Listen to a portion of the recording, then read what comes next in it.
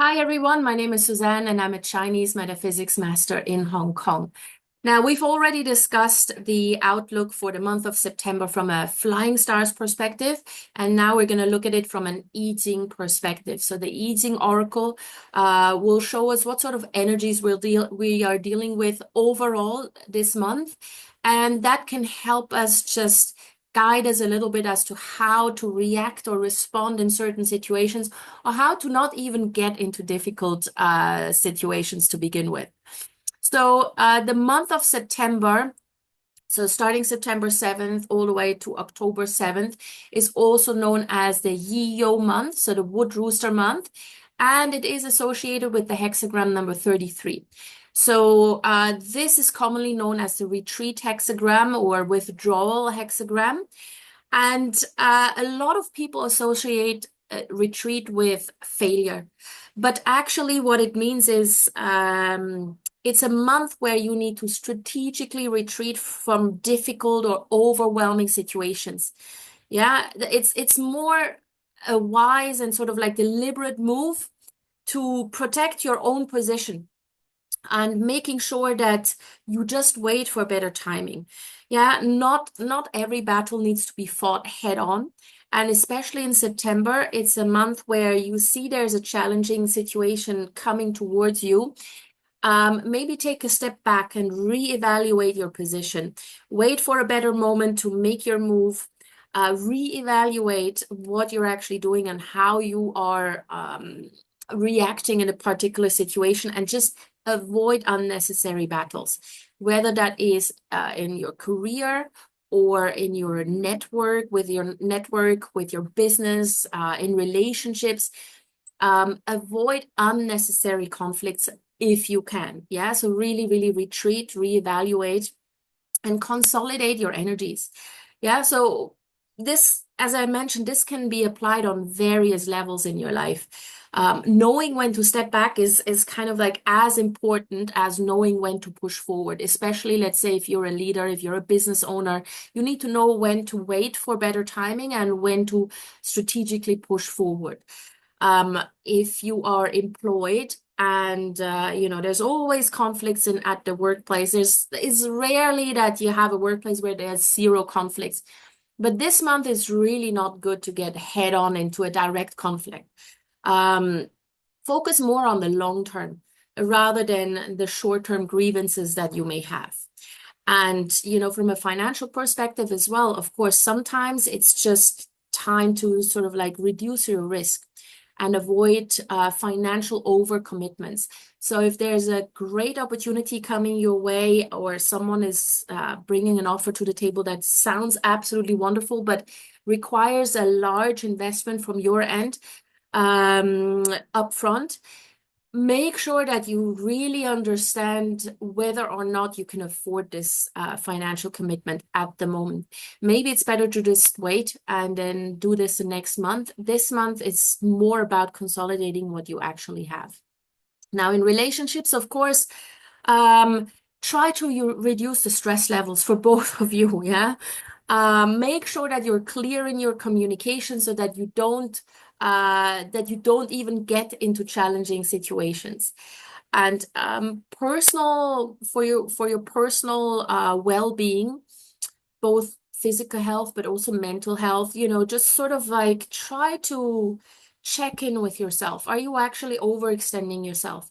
Are you too stressed, or you're so run down you don't even notice anymore, right? So sort of take a step back and reassess where you stand physically, mentally, emotionally. Is there something that maybe needs healing, right?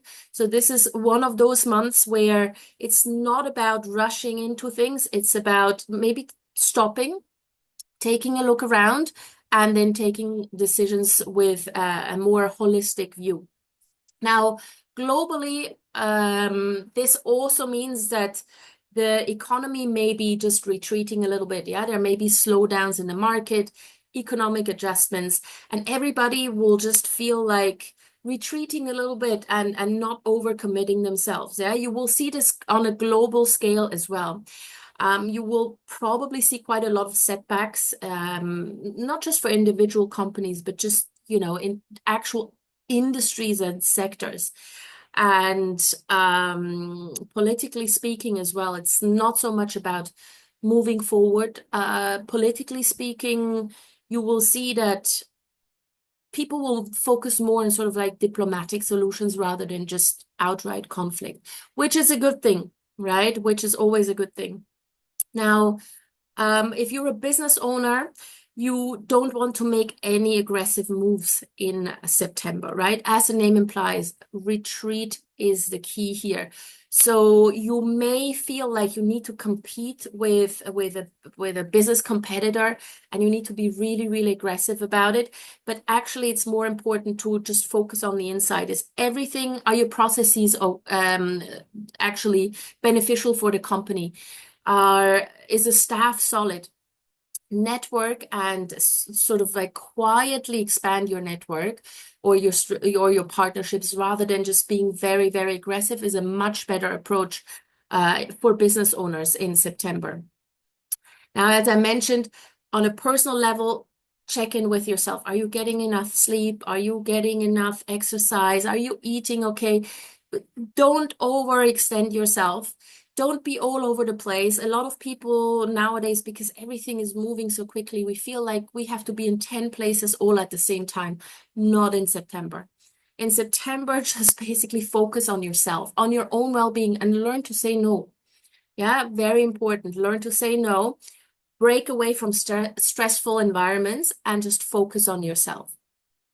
And that then obviously also includes relationships. Yeah, maybe you have relationships in your life, and again, that's not just romantic relationships, it's friendships, family, you know. Maybe there are relationships that are just draining and just outright toxic. This is a great month to retreat or just sort of like take a step back and just, you know, withdraw some, if not all, but then some of the contact with people who are just constantly toxic and do not really help in your own development, right? So this is sort of like September. It's not a month where you are asked to rush out and win the world or conquer the world. It's more about, you know, releasing old patterns, making sure that you're sort of like focusing on yourself, that at the end of the month, you can then be full of energy to face October, right? So retreating, and again, do not look at this as a failure. Sometimes we just need to make sure that we avoid, that we retreat from challenging situations until we find a better solution or a better timing or better people to face the challenge with, all right? So this is the outlook, the Yijing outlook for the month of September. I hope you enjoyed this one. I hope this helps you plan a little bit for the month of September, especially if you combine this with the Flying Stars outlook as well.